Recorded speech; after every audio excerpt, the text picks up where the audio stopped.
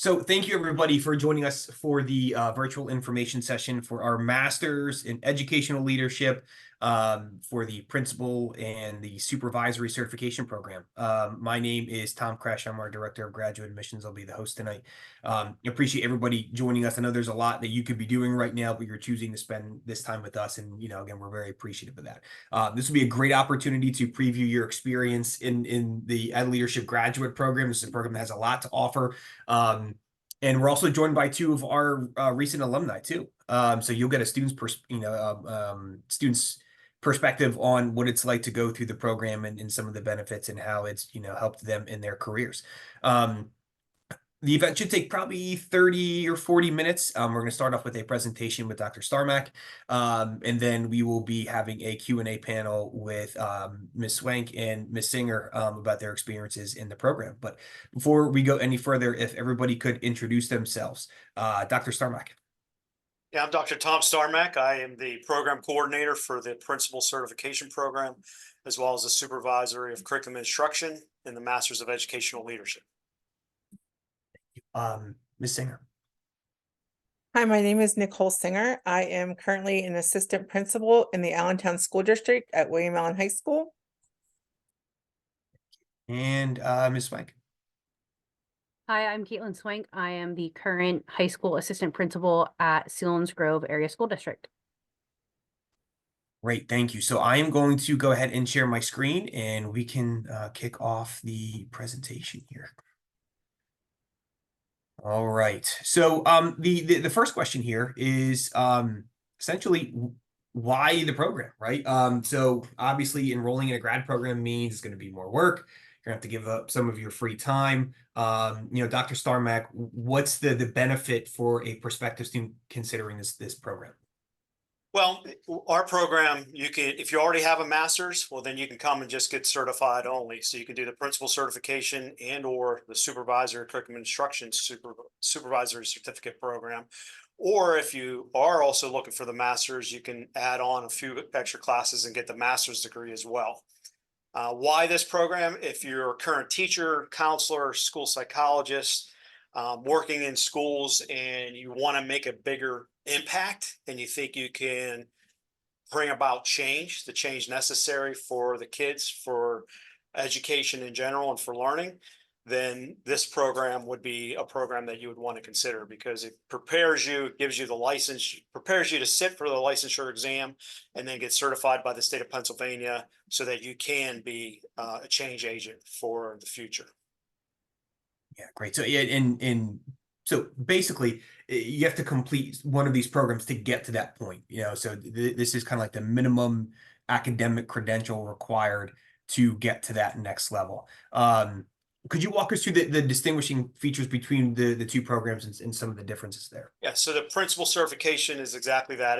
It prepares you so that you can earn a principal licensure, PK-12 licensure in the state of Pennsylvania, which allows you to be an elementary, middle school, and or high school principal. The principal certification is pretty powerful. Other than the superintendency, it's the most powerful license because it also allows you to hold any other supervisory role. So you can actually be a director of special education. You could be a director of curriculum instruction with that principal certification. But it also allows you to run a school building. Now, some agencies and some districts might want that supervisory cert for the district level position. So the supervisory certificate in curriculum instruction is exactly that. It's a district lens. You're looking at everything through the district lens. You can only work in the area of curriculum instruction. You could supervise staff. These both are administrative positions, meaning you would be likely out of the union and into what's called Act 93 in the state of Pennsylvania, which is the administrative compensation plan. And the supervisor of curriculum instruction typically works on professional development, state grants, title funding, making curricular changes, working with teachers, coaching teachers, a lot of times with induction, things of that nature. You cannot run a school building with a supervisory certificate. So where a principal cert, you can do the supervisory job, a supervisory cert, you can't necessarily do that principal's job. Gotcha. Sure. Can you walk us through some of the, from a high level, what people might expect if they, decide to enroll in the program? Yeah, so our program's endorsed by, obviously, the Pennsylvania Department of Ed. We are accredited through CAPE. The principal's program is also accredited through the National School Leadership Licensure Agency or Association. We prepare you to hold that license that you need to be a school administrator in the state. Our program is 100% online with the exception of the practicum. And because we have students from Pittsburgh to Philly, we have affiliation agreements with many, many schools across the state. If we don't have one in existence for your school district, we would work on the front end of the program to get that set up. We have not had any issues with getting an affiliation agreement with any district in the state of Pennsylvania or educational agency, because it's not always a district. Sometimes I'll get people from an intermediate unit or a cyber charter school, et cetera. So it doesn't have to be necessarily a public school district. You will have a mentor. You'll identify, you and I will work together to figure out who would be your mentor through the program. And then we're really proud that we have 100% pass rate on the praxis on the first attempt for students that come into our program. And that's not just true of students that come for the whole master's. It's also those that come for the cert only, because in the audience today, Ms. Singer just got this principal certification. She already had a master's degree, where Caitlin came through and got the whole master's. And they're two. They'll be able to talk a little later with you about the praxis and how the program prepared them for that. And Dr. Starmack, so I see one of the bullet points there is that students are required to have a seasoned administrator. What is the role of the administrator, and how do prospective students or current students identify who that person would be? Typically, they have a relationship with an administrator already in their district. Typically, it's a principal in their building they're working with, or maybe somebody they've worked on committees in the school or through the district with. And that's typically who we start them with. And the reason they need a mentor is because every class has job embedded assignments. So we really look at it's not all theory. It's really, we take the practitioner's role and we make all of the learning relevant to the daily work. And then we backfill and support it with the theory that's necessary of why things work the way they do. And that mentor is needed so that students can have access to data, information, experiences that they normally wouldn't, just being a classroom teacher. So they normally just tell the mentor, hey, I'm enrolled in this program. They went through it themselves because they're a licensed administrator, so they understand it. But hey, I need some support and help during this. Will you do that? And most of the times they have already gotten a letter of recommendation from that person to be accepted in the program. So they're well aware before they even enter and start their first class. Yeah, it seems like that person's role is also to help kind of create this supportive ecosystem to help students, or supportive structure to help kind of finish the program. So that's a great idea. And then the program delivery. How can students expect to do the learning? Yeah, it's 100% online, so you never physically have to travel to campus.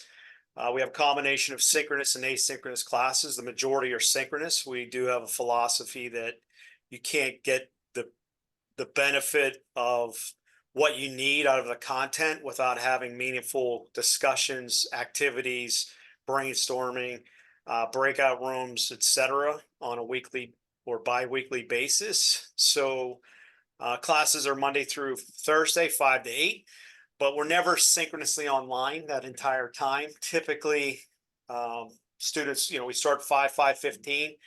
We kind of pull the class at the beginning. Some might, if we have enough students that can't get to class till 5:15, then we delay the start till 5:15.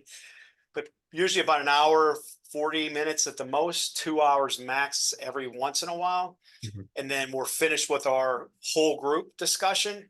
But then many of our classes, you have projects, you're working in smaller teams or nested teams. And then we always tell students, block out that extra hour, and then you can have that hour, that one night a week, to be working with your teammates, where you're not necessarily having to give up another day of the week to try to meet to do group projects.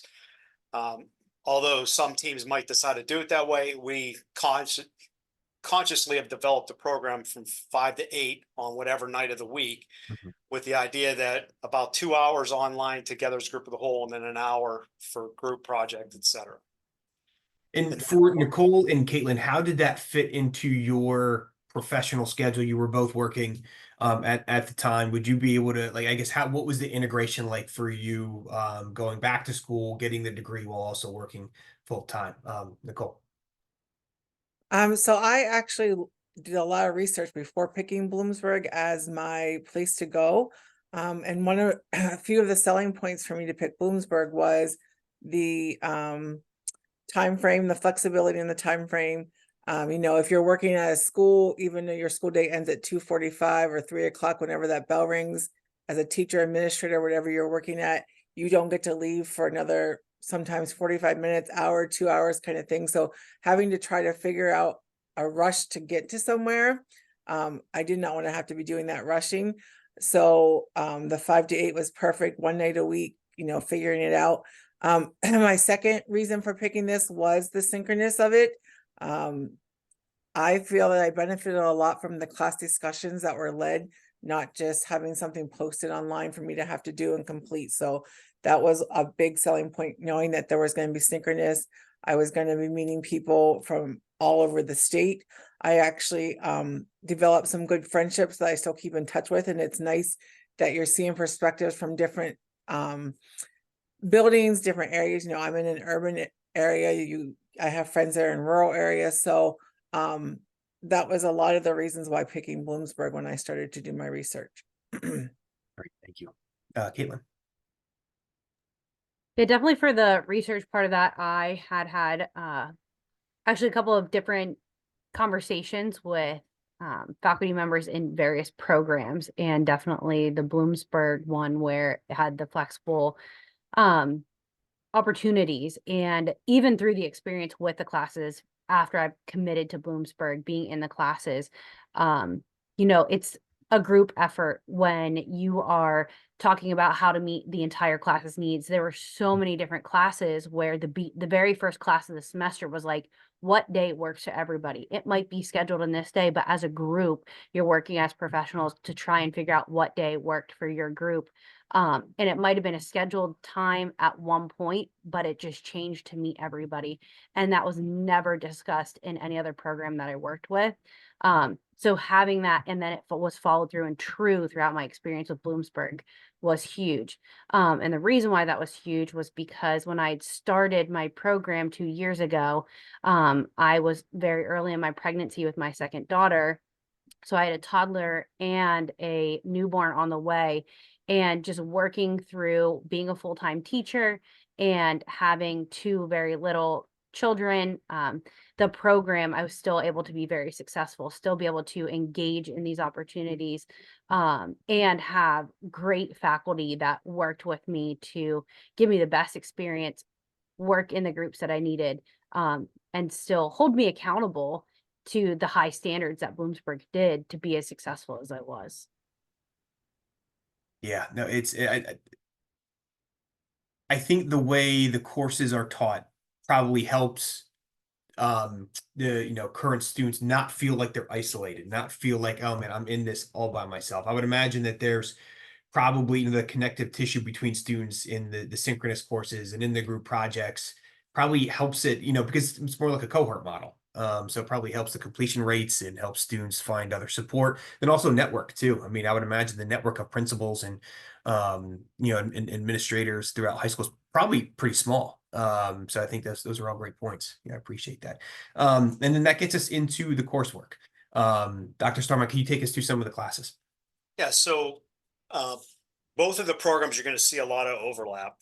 So in this program, I think I can annotate. I'm going to try to pick a color, a little jump out here, maybe pink. So this is the Supervisory Curriculum Instruction Certification Program. And this block of classes is the same whether you're doing the principal or the supervisory. This class is the same. This class is the same. And the research class is what you need for the master's. If you already have a master's, you won't take that class. And if you already have a master's, what I do is I take your transcript and I see what competencies you've already met, because PDE in our program is a competency-based program. And then we negotiate and figure out what's going to best prepare you to be ready for the job and pass that praxis. And then we talk about that and go from there. So for the curriculum theory and design class, or curriculum supervision of curriculum and instruction, you take 2 curriculum based courses, and then you have a 3-credit supervisory practicum. So that's what's kind of different. If you flip to the next page, you can see the principal cert. There's those same 4 classes at the top. They're exactly the same. There's the supervision class. There's the homeschool. The parts that's different is you're going to take a class called the effective school principal. We dive into the daily work of a school principal. We talk about case studies and how you're going to utilize all the learning from every other class in this one class, so that you're hopefully better prepared for the praxis, but then also to do the daily work. There's a heavy duty course on special education, because you're going to work day in, day out with all the students that have been identified as special needs. And then our practicum for the principals is double. It's a 6-credit, 360 hours. And then there's that research writing class again at the top that you need for the master's. And similarly to the supervisory, if you already have a master's, I'll work with you. We figure out what, like I did with Nicole, we already figure out what will count, what won't count. What do you need to make sure that you're prepared? And then we set up a program based on what's going to work for you, so that you can get licensed and be successful in the job and on the praxis. And Nicole and Caitlin, if you had to pick a favorite class, I'm sure they're all your favorite in their own special way, but if you had to pick one, what was the course that you not only found most enjoyable, but maybe most applicable to being a principal? Nicole. I would say that the school law, ethics, and finance was one that I felt was very beneficial in helping me with the praxis, because a lot of things on the praxis went back to picking out specific things that you had to apply there. So I would say that was probably my course that I felt prepared me the best for the praxis. Obviously, the effective school principal, and where you got to actually kind of I don't want to say hands-on, but you got to get in those situations and, bounce off, well, I think I should do this. And somebody else would say, you would think, no, I think I would do it this way, and have those discussions. That also is very beneficial. Thank you. Caitlin. I would agree. My favorite was definitely the effective school principal. I liked the way that it was ran. It was, the instructor was like a superintendent, and then we really worked together to help map out the entire course as to like how it met our entire group's needs. And these were the tasks that need to be done. And we're going to learn to delegate and how to manage and prioritize. And at times it seemed very very fast paced, but now being in an administrative role, it seemed that I reflect back to the effective school principal class the most. But definitely the ones that, like Dr. Cermak said, the ones that lead up to that class, you can see where every piece falls into play to be successful in that class, which then led to taking the praxis exam. And I, as much as I do have test taking anxiety, I still was successful on that exam because of how that class sets you up for it. And so it was my favorite class because it helped. It was real. It was hard at times, but that is like the reality of the job. And I feel like I relate to that type of class the most often. Yeah. I'm just going to add, in school law, ethics, and finance, I designed the midterm and the final exam. It's each of them are 2 parts, and one part is to emulate a little bit of the praxis, so that students get practice with praxis type exams. This would be the multiple choice sections of it. And then in effective school principal, we do case studies, and those case studies are similar to what is on the open-ended or constructed response of the praxis. So we embed into the program some of the types of testing things that they're going to experience on that praxis. And I think that's one thing that certainly helps us and our students to be successful and have 100% pass rate on the first attempt. And I think the pressure that's given to you in timed assignments and the expectation that the Bloomsburg program has really put into the preparation of that test really is what prepared me as well. Yeah, no, those are all great points. Thank you, thank you. And then we get into so some of the high impact practices. So this is an advanced degree, so the expectation is that students are probably, they have a good background in academic theory and pedagogy, and they're probably more, ready for a more applied academic experience. So what are the things, Dr. Starmack, that students might engage in that they might be able to actively take into their educational experiences immediately? Well, just about every project they're going to work on is going to help them in their classroom and or help their school. And it's that simple. In addition to that, each one of these job embedded field work within the course, it counts for the class, but you're also archiving it for your internship. So you're kind of, I don't want to say double dipping, but you're double dipping because you do get the internship experience. And with bullet point 2, we're still working with that mentor as you're doing these projects. So it's not like you wait till the very end to work on your internship. You're collecting experiences and work towards your entire internship experience from day one, class one. And it's an ongoing evolution from beginning to end. Now, obviously, there's periods of time that during the summers, winters, when you have a little more flexibility, then you might go and do some stuff in other buildings, district or levels, grade levels, and things like that. However, I think that's a big part. And we don't just throw discussion boards up and say, do this or go work on this project in isolation. Many times they're doing projects collaboratively. When you step out of the ranks of a teacher and you go to a principal, the island gets smaller because there's less of you. So we try and we pride ourselves on networking within the classes so the students are connecting. And you heard Nicole say that she's already built relationships through the program that she still stays in touch with. And I would say Caitlin has too, and she just hasn't tapped into them just yet, but will be as she continues her journey into the new position. And the last bullet point here is we pride ourselves in the program to make sure we're on cutting edge, we're current with what's going on in PDE. When there's a legislative change, even though it might have we should be talking about it, say in school law, ethics, and finance. I know many students already had that class. So that effective school principal we do at the very end.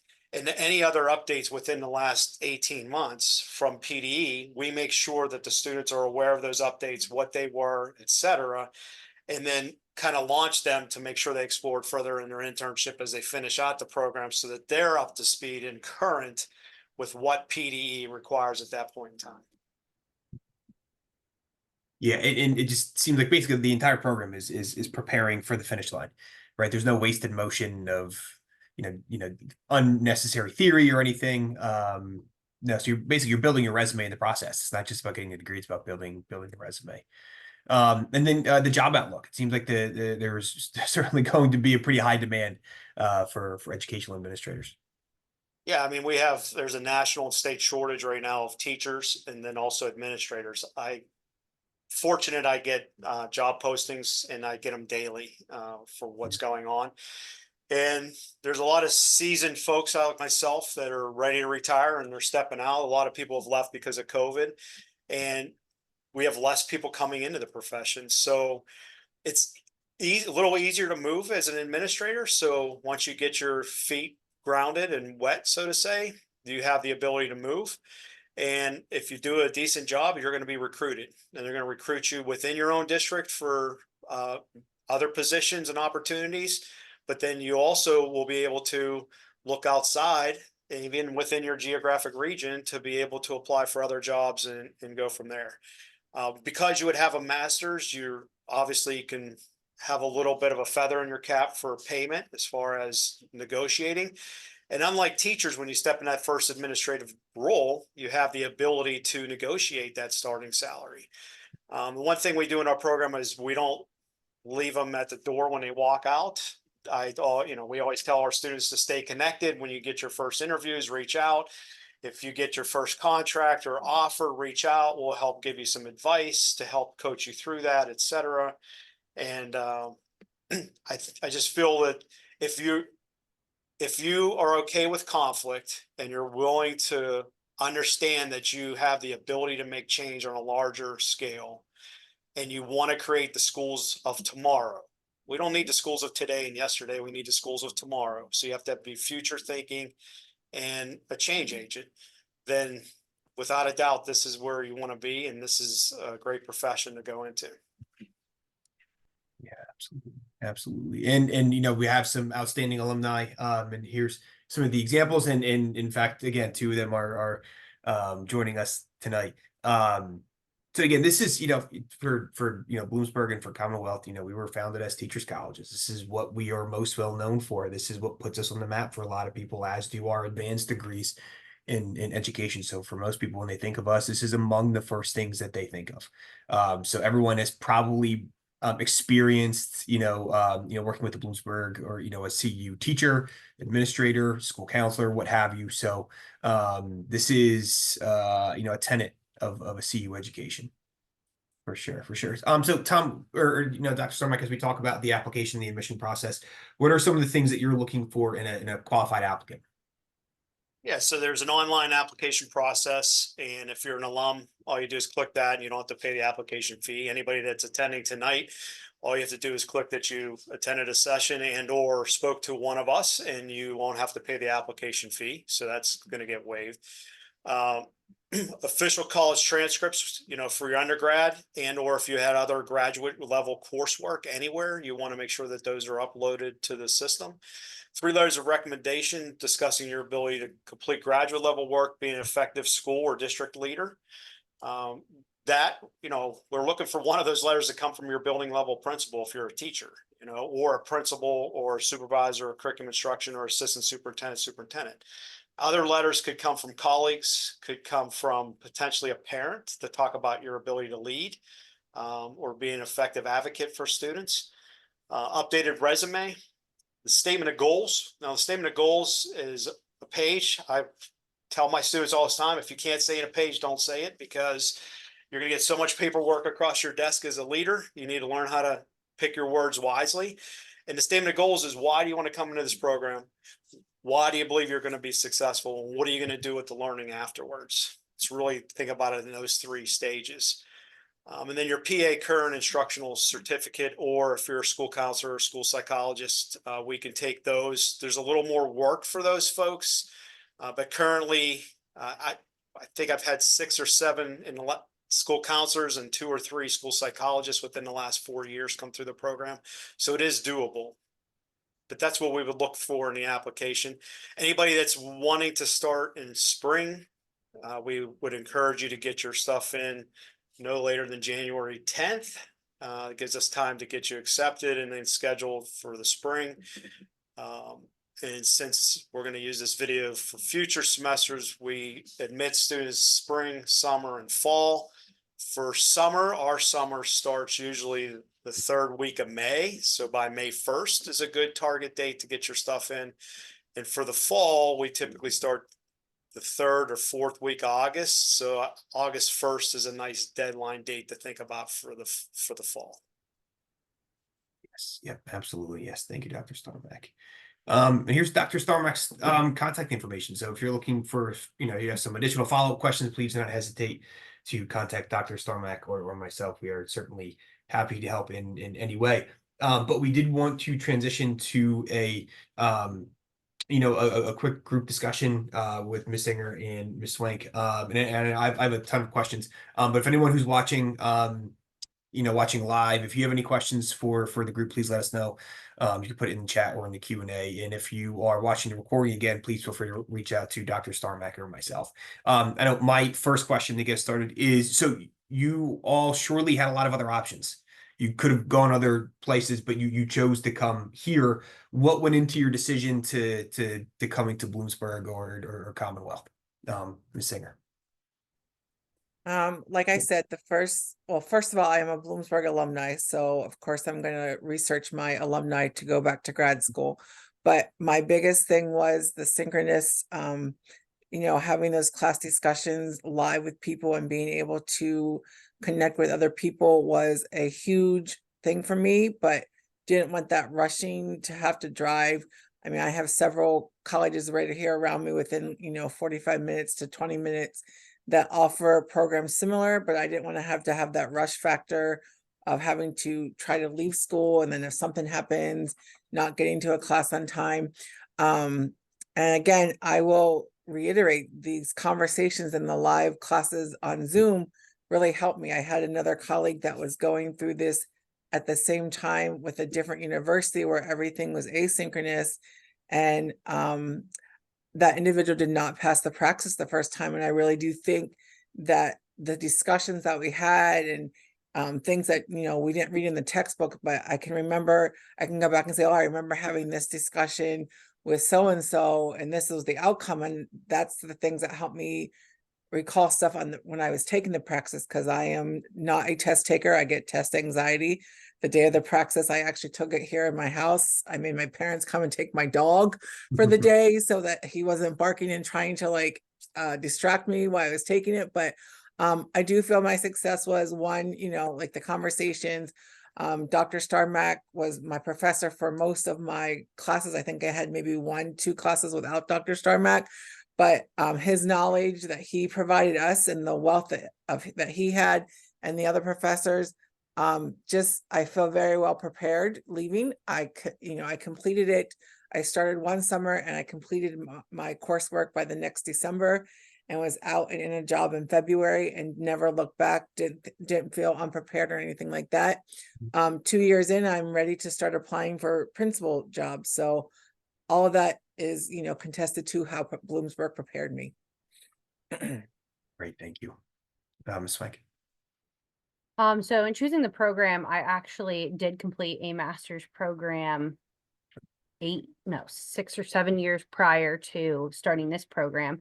And I remember just asking various teachers that already had the certification, what programs they went through, and just asking different things. And so a lot of people that I had personal contact with, they had said, oh, you know, my program has this, it has this, it has this, you can contact this person, I know these professors.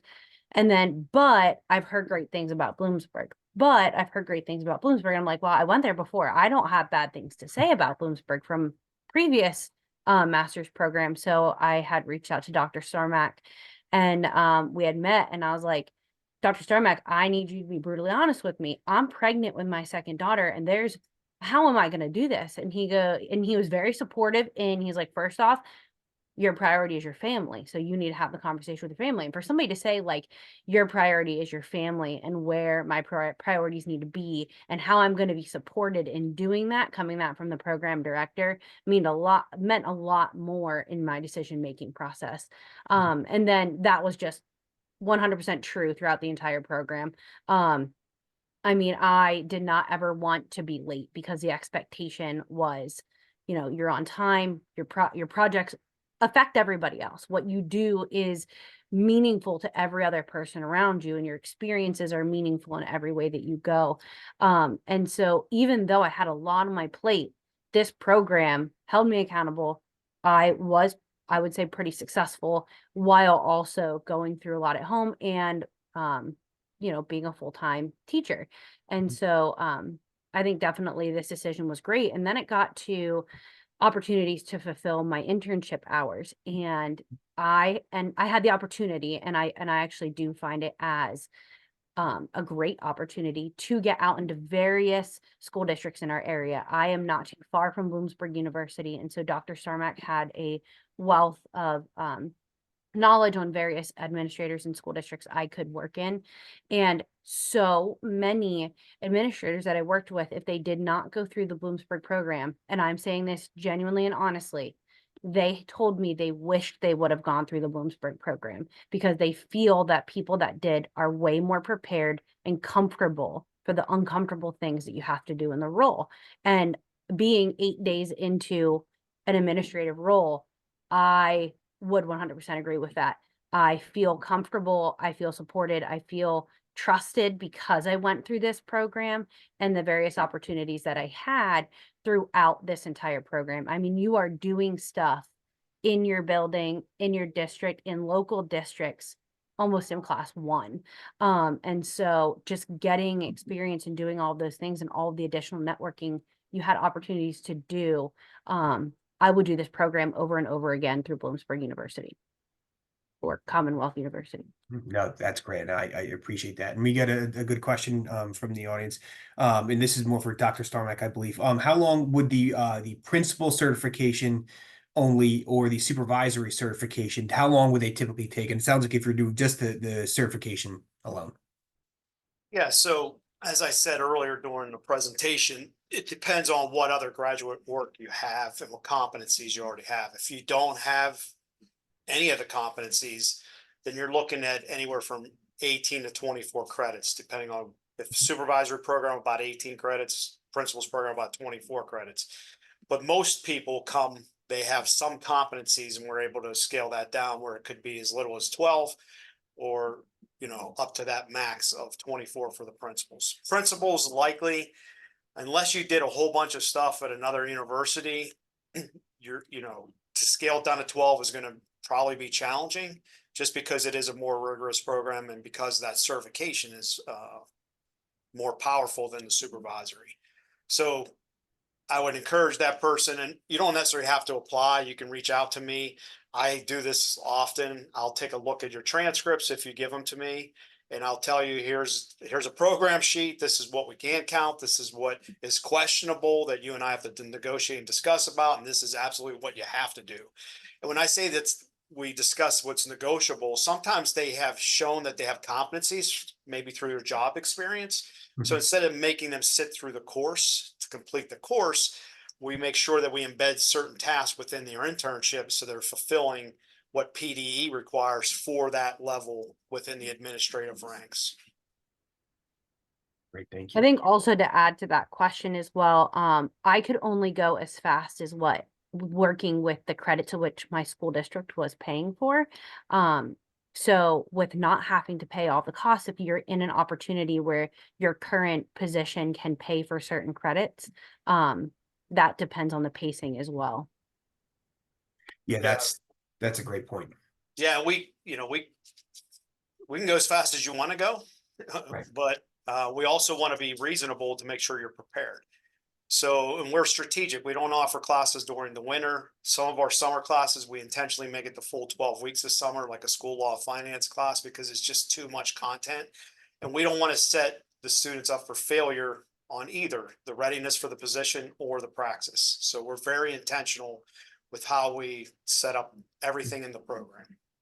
Now, does it typically work out that students are able to take additional courses during the summer, since that might be a slower time compared to maybe the fall, the winter, or the spring? Is that typically like a normal breakdown, Dr. Starmick? Yes. Obviously, we realize our audience are teachers mainly. So therefore, we have heavier lifts in the summer and availability of courses in the summer. And we have students that are coaches and they take semesters off, and it just slows their ability to finish. But we work with everybody regarding that. We also understand in the summertime, even though there's a lot more classes, teachers take vacations in the summer because that's when they have off from work. So we're flexible when we work around that. And, effective leaders understand communication. So what we tell students is that we want them to communicate up front, and then we'll work around it. And there have been certain situations where we tell the person that, hey, if you're going to be gone for 4 weeks and it's only a 6-week class, let's not take it this rotation. Let's wait, and you could do it here. And then we work around that. So Yeah, that sounds great. So for Ms. Singer and Ms. Link, one of the topics that we talked about in the coursework section was the practicum and the internship.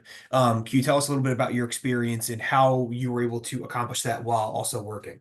I'm assuming that's one of the things that's going to stick out for most people as they're, looking at the program is, man, what is that going, what are the expectations of the internship, of the practicum, and how are you able to make that work? Ms. Singer. So I kind of had a unique situation because when I was enrolled in the program, I had just accepted a position at my school district as Dean of Students. So the hours I was putting in as my Dean of Students were able to count towards my practicum. So that is something, if your district offers that position, seek it out, see if there's something available or if there's something that they'll do. I would say that my most difficult part of mine was trying to get to the different levels, because you have to put so many hours in elementary, so many hours at middle school. So I had to focus my practicum on them during the summer. But again, I'm a different situation, a unique situation. Dean of Students position is still here, considered a teacher position, but yet an admin position here. And I was able to get my hours through that, to be honest. No, that's great. Thank you. Ms. Mike?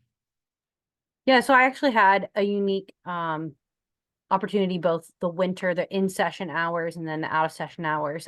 So I ran a cyber program, which is kind of a hat of a bunch of different roles that somebody could have within a building. And so there was a lot of opportunities that I had that an administrator would do that I could clock for hours. And again, during session hours, I would say my biggest advice is you do have to advocate for yourself. If there's opportunities that you think would work, I have reached out to Dr. Starmack. Hey, does this count as my hours? And he has given me great insight on, this would be hours, or think about this, or how about these other opportunities during school hours.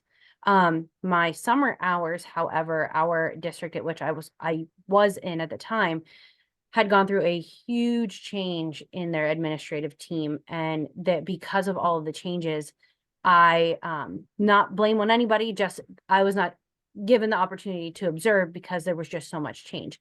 So again, had to advocate for myself, said, Dr. Starmack, I'm not okay with waiting around. I want to get this stuff done. I want to be done as soon as my summer ends. I would like to, I'm ready to start applying for jobs, but I need these hours. And so again, advocating for yourself, getting out in different districts. And I couldn't be more grateful for being out in several different environments, because I learned a lot from elementary through high school, female administrators, male administrators, administrators who are just changing roles, observing them and just different viewpoints, but seeing many different people. Not only was I able to network for myself in our local area, but I got to see so many different environments and different structures, and super grateful for that. But the only way I did that was by advocating for myself.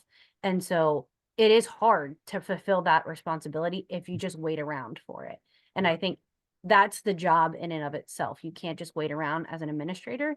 And so those opportunities are hard to get at, but you have to do it. So push yourself to do it and it will come. And I'm just going to piggyback there. As Caitlin described, she had a turnover administration. Sometimes I get students that'll be in the program and they're like, well, you know what? I don't feel comfortable with any of the leadership that's currently in our building or our school. So then I work and I find out where they're geographically located. And then I reach out to the neighboring districts, et cetera, and then help coordinate and set some things up where they can get outside. I actually encourage students to get outside their own districts so that they can see how other districts work. Nicole talked earlier through our job embedded coursework and projects, they're networking and they get some of that exposure within the classes to take it to the internship. It's another level. So that is still an opportunity. And a lot of people think, well, do I have to be connected at their hip, 24/7 to collect all these hours? The answer is no. It's about networking, spending some time with them. And sometimes you could do some projects virtually. You can work with them and collaborate and still be able to collect hours and things of that nature. So there is some common sense and flexibility within that, but there's also the requirements, and we're not going to lower the standard because PD wouldn't certify you. So we're cognizant of what PD regulations are there. Mm-hmm. And Dr. Starmack, correct me if I'm wrong, but we can backdate some hours too. So even though your internship might be locked into a certain spot, if you're, again, kind of looking forward into like, I'm going to need a lot of these hours and it's giving you a little bit of anxiety, reach out to Dr. Starmack. Hey, can I start? Would this be a good starting point to start tracking hours? And so getting things backdated as well helped relieve some of that time. Yeah, instead of back day, I call front loading. So we talk about students, you can start as soon as you come into the program. We'd like to get you a class or two under your belt. And then I do a triad meeting, me, you, and your mentor.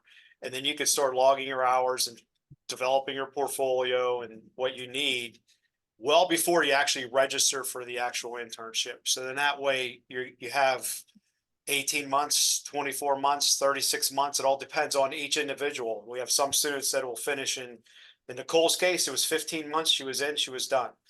And other students, some students take it 3 or 4 years. It's all depending on what that individual student wants. And I make sure I work with them. I'm not only a program coordinator, I'll be your academic advisor in both of these programs. And we'll make sure we get you from starting line to the finish line. Yeah, no, that sounds tremendous. My final question is, so for, Ms. Singer and Ms. Swank, as you were considering the principal certification program, at any point were you also considering other grad programs in education? Like, I guess my question is, how did you arrive at the decision to, no, I want to do the principal certification program, not the supervisory, sir, maybe not the curriculum and instruction? Like, what was your decision like? Because it is, I mean, you're going to an administrative role. It's not one where you're going to be in the classroom as much, if really, if at all. What was that decision process like, and then what was the transition after you transitioned into your role? Now I know Ms. Swank, you recently started, so this is probably pretty fresh in your mind. So I'm really interested to hear what you have. But Ms. Singer. So I decided with the principal certification, like Dr. Starmack had said earlier, you can always, the supervision, curriculum supervision, you can always do that as a principal. But if you ever want to be a leader, you would have to get the principalship. So that's why I went that route, knowing that I'm going to be able to do both. Kind of, I just don't have that certification, that official certification. Again, with my unique situation, my transition was pretty easy because I was kind of doing the coursework and doing the job at the same time because of being the dean of students. And like I said, hands down, Bloomsburg has prepared me. I would have never thought only 2 years into a program that I would be saying that I'm getting ready to apply for principal jobs. I would have thought I needed a little bit more time, but I look back at the hard conversations that we had in our classes, and as everybody would say, Dr. Starmack keeps it real with you, so he doesn't sugarcoat anything for you. He really prepared you for, to not, I don't want to say there's nothing that's happened in my job that hasn't surprised me yet, but there's very little that's happened in my job that has surprised me because of the situations that we were put in class. I remember in the class, we always have 5 situations and we had to go through and put them and how we would do them. And sometimes those were the ones that were like, oh, I didn't think about doing it in that order, but now that we're talking about it. So don't regret my decision at all to go to Bloomsburg. Like I said, I feel like I'm very well prepared. I always say to people, even though I'm an assistant principal right now, I'm an assistant principal at one of the biggest schools in the state of Pennsylvania. And I feel like that's, also prepared me. But again, I wouldn't feel as prepared to be at one of the biggest schools in the state of Pennsylvania if it wasn't for the coursework and the support that I have. I'm always piggybacking on Dr. Starmack if I need something. But again, like I said, in 2 years time there, ready to move on to be a principal. Yeah, that's tremendous. Yeah, and you make a lot of good points, Ms. Singer, where like when you graduate and you start interviewing for these jobs and you take a position, you're the leader, you're the person that people look to for decisions. Like, and that's probably, different, that it's definitely kind of a change of pace, I would imagine. And like you're the one person who's got this area of specialty and they look to you. It's kind of like school counseling is kind of like that too. Like you're the one person in the building that knows how to do that thing. It has that area of expertise. So it's some high pressure, and you have to be prepared. So hearing you say, basically that you felt like you were ready to go as soon as you crossed graduation stage, that's great to hear. It's great. Ms. Mike. So what led me to even consider being a principal? Again, like I said, I was pregnant and I was like, why would I ever do this? I had a curriculum director that approached me and asked me to take on pretty much being the cyber coordinator. So running and restructuring and researching a bunch of different things to really redo this building wide cyber program, because this big push right after COVID was we want to in-house this opportunity. So we're not outsourcing and paying all this extra money. And so taking that on, this administrator comes to me and says, I really think you would be a great school leader, like your skill set. And I just never was considering it. And so being encouraged by someone around me that saw those things, I think if somebody has said something to you that says, I think you'd be a really good leader, or this would be a really good opportunity for you, lean into it. It's going to be uncomfortable. But if somebody, especially another administrator, sees that in you, then why not seek it out? Why not try and discover? I think another thing too was I was going into a role that I didn't apply for. I didn't go to be a cyber coordinator. I went to school to be a teacher. And so I really felt as if I could provide more to students than just teaching math is what I was doing. I just didn't know what it looked like.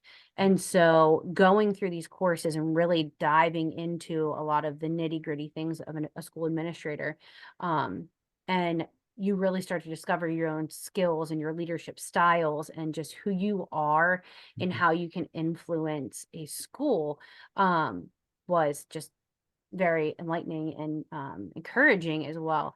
And then the other thing too is you have to ask yourself, what is your goal to being a school principal? And I know a lot of people that have their principal cert or just went and got the degree so they could move up the pay scale. But if you're truly wanting to seek out being a building leader, your goal has to be for the students. And at times it's going to be hard, just like this coursework is hard and sometimes it is uncomfortable.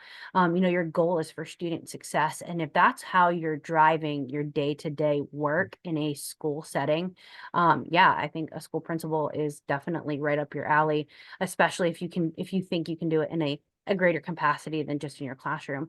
But I do think one of the other things that is not always really thought about is like you are someone else's boss. Like there are now other adults, not just kids, that are working underneath you, and that is uncomfortable. And so going through this whole program, I'm not gonna lie, that statement I did not think about until I was day one of an actual administrator, that I'm somebody else's boss. So it's motivating. It's really cool that I could influence a school in that way. But you also have to like kind of keep yourself in check that you have to hold these people accountable. You have to make sure that the student success and the student well-being is what is coming through, and being somebody's boss is addressing that with other adults. And that is a reality as well. And I do feel truly that this program has given me the confidence to address and have those tough conversations. And there's a book that is about that you go through pretty heavily that really does help you through those challenging things. And I'll be honest, there are administrators that haven't gone through experiences like that, and Bloomsburg does prepare you for those. So then going through the program, I think I was eager to start applying for jobs back in February, I think is when I had my first interview. I had 2 more classes and an internship and the praxis I still needed to take at that time. And Dr. Starmack's like, go for it. Have at it.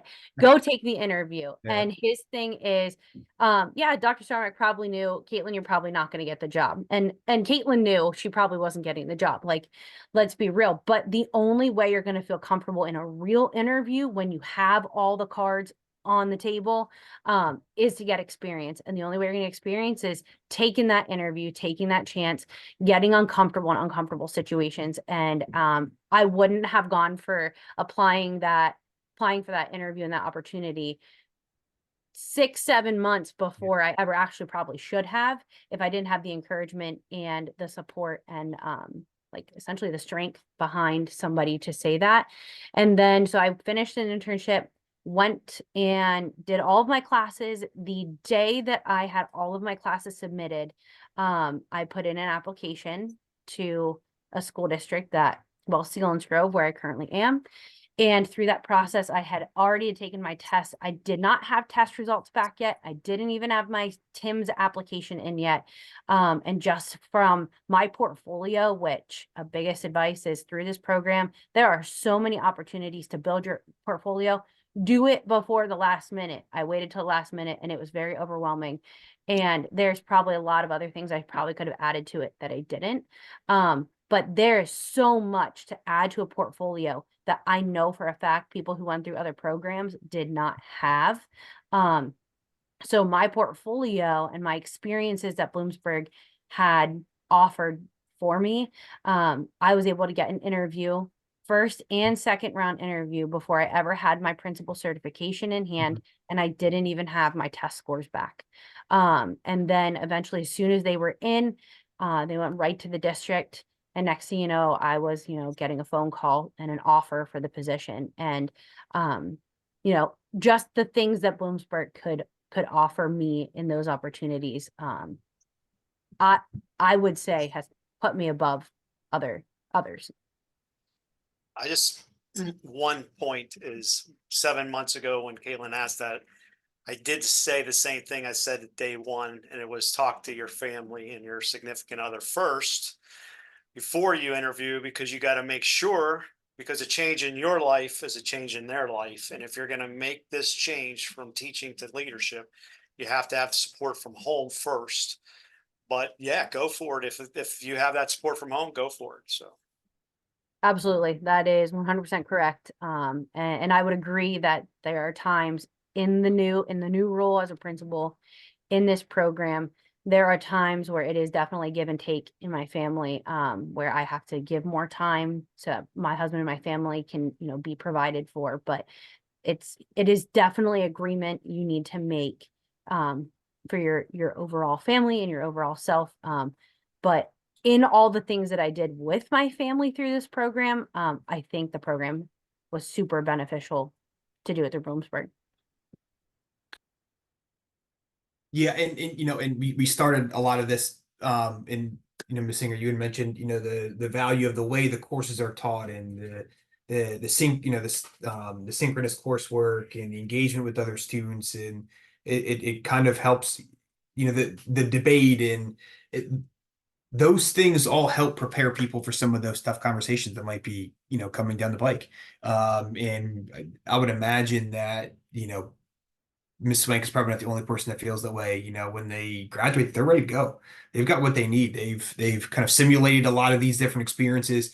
The coursework is all meant to prepare people for these situations. And Dr. Starmack and the team have done a great job of that so far. So really appreciate everyone joining us. For those of you who are watching live or watching the recording, thank you for spending time with us. Ms. Singer and Ms. Swank and Dr. Starmack, again, thank you so much for joining and for helping out here. If anybody has any questions in the future, please do not hesitate to contact us. We are happy to help in any way that we can. We look forward to hearing from everybody in the future and hope everyone has a wonderful night. Thank you. Thank you.